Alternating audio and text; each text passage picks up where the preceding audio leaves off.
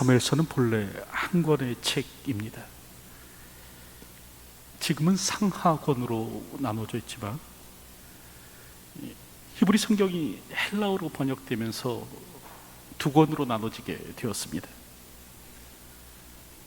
본래 히브리어 성경은 자음으로만 되어 있습니다. 그러던 것이 이제 주전 3세기 자음과 모음으로 되어 있는 이 헬라어로 번역되면서 책의 분량이 늘어난 겁니다. 그 결과 이제 상권과 하권이 되었고요. 현재는 그 헬라어 성경의 전통을 따라 사무엘상과 사무엘하로 그렇게 구분되어져 있습니다. 그럴 때 이 사무엘서는 사사정, 다시 말하면 사사를 최고의 통치자로 둔 이 정치 체계에서 왕을 최고의 통치자로 두는 이 정치 체계로 넘어가는 그 과정을 기록하고 있습니다. 우리가 알듯 사사시대는 영적인 암흑기였죠. 이스라엘이 안식의 땅에 이르렀지만 안식을 누리지 못했습니다. 이 까닭은 저들이 하나님을 버리고 자기 소견에 오른 대로 살았기 때문입니다. 우리가 알듯 이스라엘의 기본적인 신앙 고백은 아도나이 말라크, 여호와께서 우리를 다스리신다 라는 것이 아닙니까? 근데 이스라엘 백성들이 이 신앙의 고백을 잃어버린 겁니다. 그리고 저마다 왕이 되어서 자기 소견에 오른 대로 살아가는 거죠. 그럴 때 커다란 혼미가 찾아오죠. 사실 그러한 모습이 오늘 사무엘상 2장에도 기록되어 있는데, 오늘 우리가 읽은 본문 사무엘상 2장 12절을 보면 엘리의 아들들은 행실이 나빠 여호와를 알지 못하더라, 그렇게 말씀합니다. 여기서 엘리는 당시 이스라엘의 대제사장이었습니다. 그에게는 두 명의 아들이 있었는데 홈니와 비느하스였습니다. 이들 역시도 제사장이었는데 성경은 이들에 대해서 뭐라고 말씀하시는가? 행실이 나빠, 그렇게 말씀합니다. 그럴 때 여기서 행실이 나빠라는 말이 분의 불리야일이라는 그런 말인데, 지난 개역 성경은 불량자라는 말로 번역하고 있습니다. 여러분, 불량하다라는 말은 행실이나 성품이 나쁘다는 말이죠. 올바른 대로 이끌기가 힘들다라는 말입니다. 특별히 하나님의 율법과 하나님께서 정하신 질서와 권위를 무시하고 자기 소견에 오른 대로 살아가는 것을 뜻합니다. 그럴 때 오늘 본문을 보면 저들이 한 일이 있는데 무엇인가? 첫째로요, 하나님의 제사를 멸시하는 것이었습니다. 그래서 13절 이하를 보면 그 제사장들이 백성에게 행하는 관습은 이러하니 곧 어떤 사람이 제사를 드리고 그 고기를 삶을 때 제사장의 사환이 손에 3살 갈고리를 가지고 와서 그것으로 냄비에나 솥에나 큰 솥에나 가마에 찔러 넣어 갈고리에 걸려 나오는 것은 제사장이 자기 것으로 가지되 실로에서 그곳에 온 모든 이스라엘 사람에게 이같이 할 뿐 아니라 기름을 태우기도 전에 제사장의 사원이 와서 제사 드리는 사람에게 이르기를 제사장에게 구워 드릴 고기를 내라. 그가 내게 삶은 고기를 원하지 아니하고 날 것을 원하신다 하다가 그 사람이 이르기를 반드시 먼저 기름을 태운 후에 내 마음에 원하는 대로 가지라 하면 그가 말하기를 아니라 지금 내게 내라. 그렇지 아니하면 내가 억지로 빼앗으리라 하였으니 이 소년들의 죄가 여호와 앞에 심히 크면 그들이 여호와의 제사를 멸시함이었더라. 여러분, 우리가 알듯 구약의 율법은 제물의 일부를 제사장의 목으로 돌리도록 그렇게 말씀하죠. 제물의 기름은 태워서 하나님 앞에 드리되 이 살코기의 일부는 제사장에게 주도록 했습니다. 그럴 때 이제 제사장이 받을 부위가 정해져 있는데요, 제물의 가슴과 오른쪽 뒷다리였습니다. 그럼에도 엘리의 아들들은 이 율법의 규정을 무시하고 자기 마음대로 가져갔습니다. 이 3살 갈고리로 찔러서 나온 것은 그냥 가져간 거죠. 여기서 3살 갈고리로 찔렀다라는 말은 한 번 찔러서 최대한 많은 고기를 가져갈 수 있도록 그렇게 하였다라는 말입니다. 최대한 많은 제물을 취하려고 탐욕을 부렸다라는 그런 뜻이죠. 뿐만 아니라 기름을 태우기 전, 다시 말하면 하나님 앞에 제사하기 전에 이미 제물의 일부를 가져갔습니다. 그럴 때 제주가, 제사를 드리는 사람이 먼저 기름을 태운 후에, 다시 말하면 하나님 앞에 제물을 드린 후에 마음에 원하는 대로 다 가져가라 그렇게 해도 아니라 지금 내게 내라, 그리하지 않으면 내가 억지로 빼앗으리라 해서 가져갔다라는 겁니다. 여러분, 여기서 억지로라는 말은 폭력을 사용해서라도 라는 그런 뜻입니다. 폭력을 사용해서라도 내가 뺏어간다, 그런 말을 하는 거죠. 그럴 때 저들이 이러한 행동은 여호와의 제사를 멸시함이라 라고 성경은 말씀합니다. 엘리의 두 아들들은요, 제사장이었지만 하나님의 제사를 멸시하는 사람이었습니다. 더불어 저들은 회막문에서 수종드는 여인과 동침하죠. 22절 보면 엘리가 매우 늙었더니 그의 아들들이 온 이스라엘에게 행한 모든 일과 회막문에서 수종드는 여인들과 동침하였음을 듣고, 여기서 회막문이라는 말은 회막으로 들어가는 그 문, 그 문을 가리키는 말이라기보다는 성소를 뜻합니다. 당시 회막, 이 성막은 성소와 지성소로 구분되어 있는데, 그럴 때 이제 이 회막문이라는 말은 이 번제단 등이 있는 성소를 뜻하는 말입니다. 그런데 이 말이요, 여호수아서 19장 51절을 보면 여호와의 앞이라는 말과 동의어로 그렇게 사용되고 있습니다. 그러니까 이 회막문에서 섬겼더라 라는 말은 무슨 말이냐면 여호와 앞에서 섬겼더라, 똑같은 말이라는 거예요. 그런데 오늘 성경을 보면 엘리의 아들들이 어떤 일을 하는가? 회막문에서, 다시 말하면 여호와 앞에서 수종드는 여인과 동침했다라는 겁니다. 하나님 앞에서, 하나님 두려운 줄을 모르고 혼인 관계를 맺지 않은 여인과 여러분 버젓이 동침하는 겁니다. 그럴 때 어떻게 저들이 이와 같은 일을 할 수 있었는가? 도대체 하나님의 제사장이, 하나님을 섬기는 제사장이 어떻게 이 같은 일을 할 수 있었는가? 여러분, 그 이유에 대해서 성경은 말씀하는데 그 까닭이 무엇인가? 여호와를 알지 못하였기 때문에 그렇다라고 말씀합니다. 여러분, 이는 다소 의외의 표현이죠. 여러분, 엘리의 아들들이 어떤 사람입니까? 제사장들 아닙니까? 특별히 17절을 보면 이 소년들의 죄가 여호와 앞에 금은 그들이 여호와의 제사를 멸시함이었더라 라고 말씀하고 있는데, 여기서 이제 소년들이라는 말은 히브리어로 느아림입니다. 근데 이 말이 또 제자들이라는 뜻도 가지고 있습니다.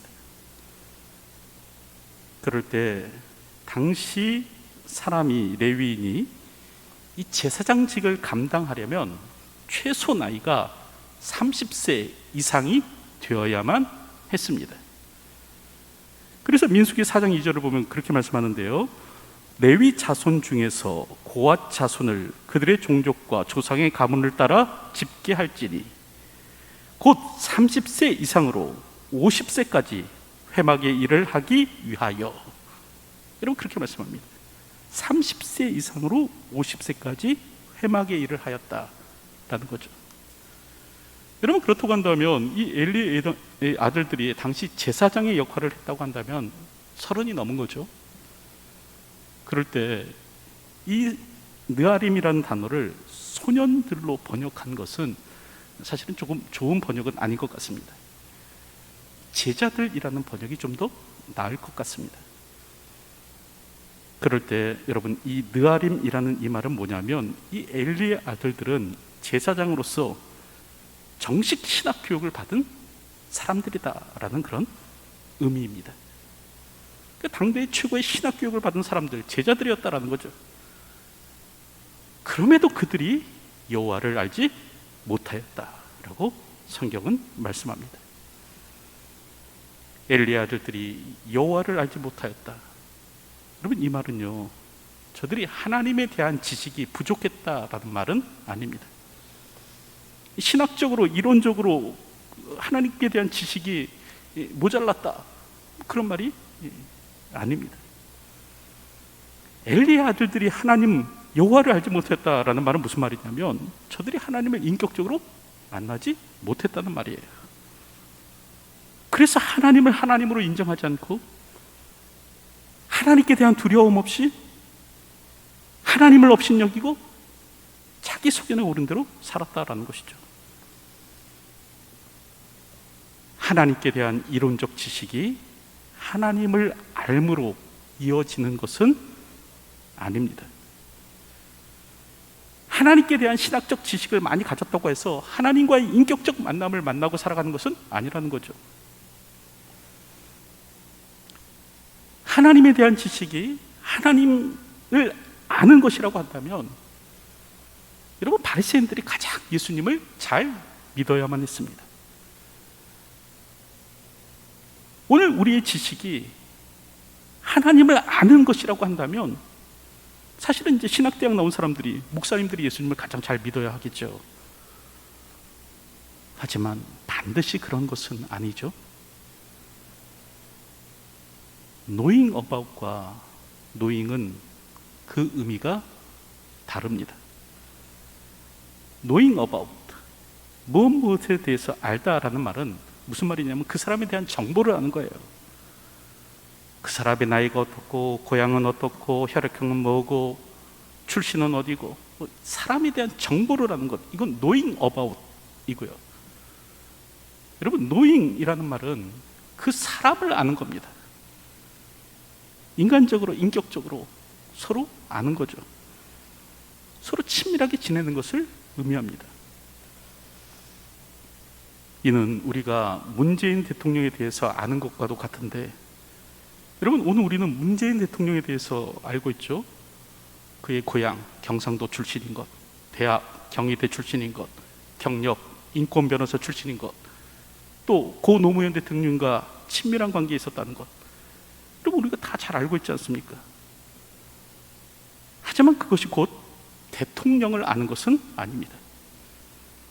여러분, 오늘 우리는 대통령을 직접 찾아가서 만날 수도 없고요, 함께 식사하면서 담소할 수도 없고요, 안부가 궁금해서 전화도 못합니다. 왜 그런가? 대통령을 알지 못하기 때문에 그래요.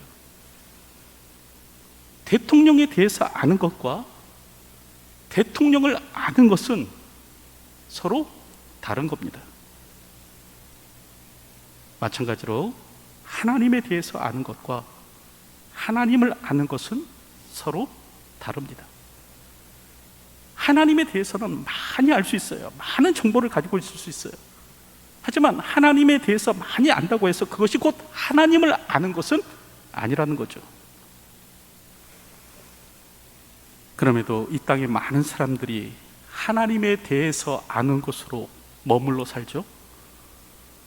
하나님을 알지 못하고 하나님에 대해서만 압니다.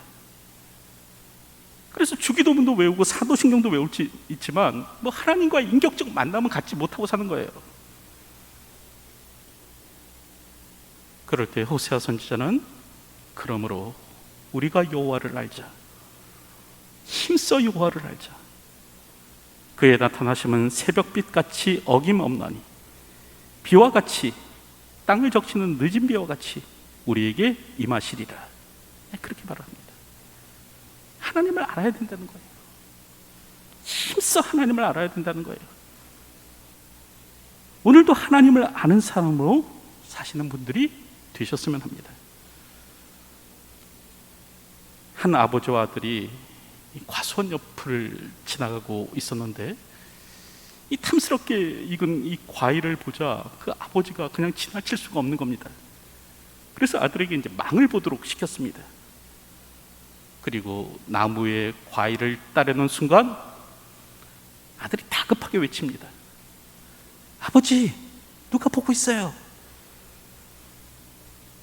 이 말에 이제 화들짝 놀란 아버지가 주위를 둘러보죠. 그런데 아무도 없는 겁니다.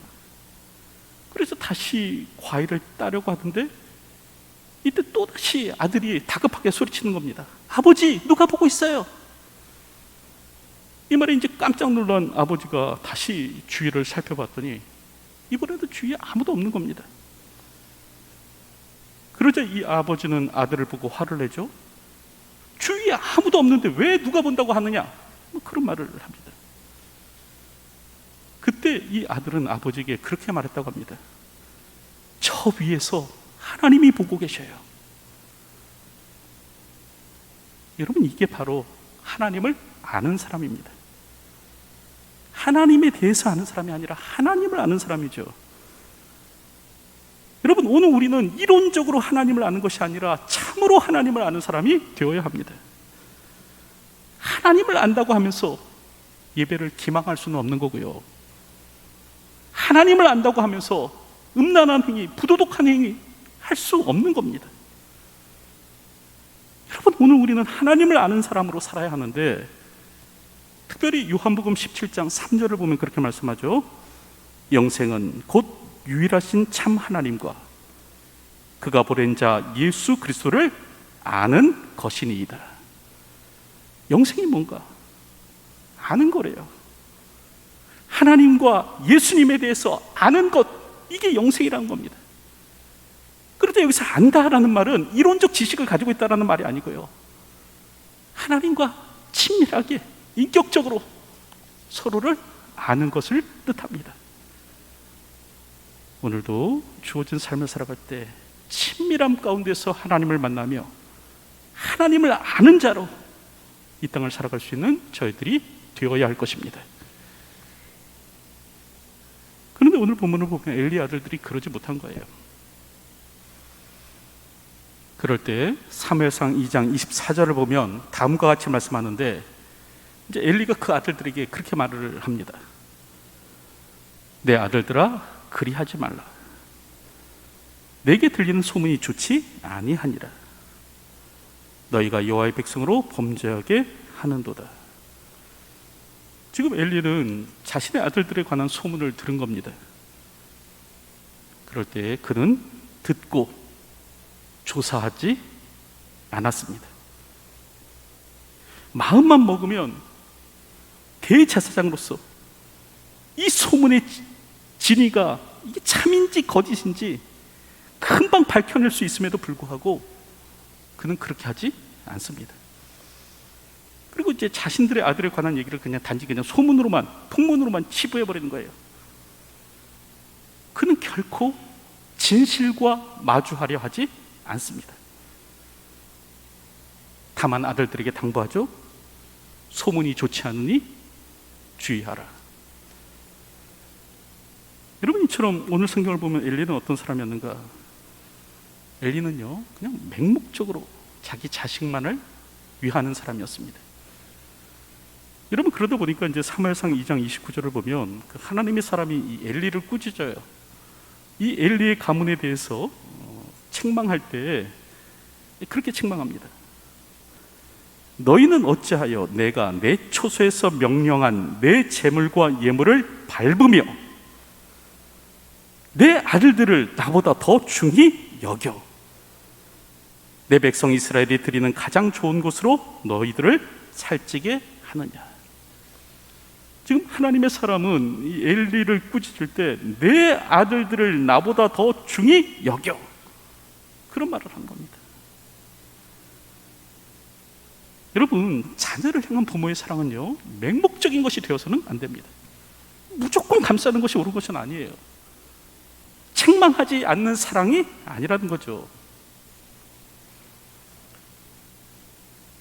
얼마 전 금쪽 같은 내 새끼라는 그런 프로그램을 봤는데 한 인상적인 장면이 나왔습니다.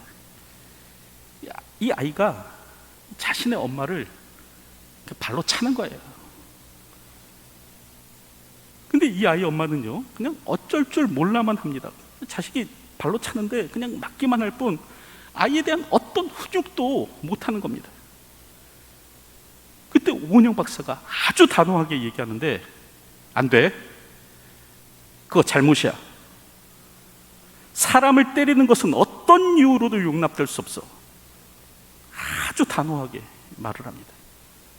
그럴 때 이제 이 아이 폭력이 누그러지는 모습을 보았는데, 여러분, 무엇이 사랑인가? 진짜 사랑한다면 때려도 맞고만 있는 것이 아닙니다. 정말 사랑은 뭐냐면 아이에게 무엇이 옳고 무엇이 그른지를 가르쳐 주는 겁니다. 그래서 우리가 알듯 잠언 22장 6절을 보면 마땅히 행할 길을 아이에게 가르치라. 여러분, 그렇게 말씀하고 있지 않습니까? 마땅히 행할 길을 자녀에게 가르치는 것이 부모예요. 오늘도 마땅히 행할 길을 자녀에게 가르치는 분들이 되셨으면 합니다. 무엇을 해도 되고 무엇은 하지 말아야 될 것인지를 분명하게 가르칠 수 있는 사람이 되어야 합니다. 그럴 때 오늘 우리가 한 가지 기억해야 될 것은 뭐냐면, 그럴 때 그 가르침의 방법은 여러분 삶이어야 한다는 겁니다. 삶이에요. 우리는 말이 아닌 삶으로서 가르칠 수 있는 사람이 되어야 됩니다. 잔소리나 위협으로는 사람을 변화시킬 수 없어요. 그래서 제가 신학교를 다닐 때 설교학을 가르치던 교수님이 늘 하시던 말씀이 있습니다. 머리에서 나온 말은 상대방의 머리까지 가고,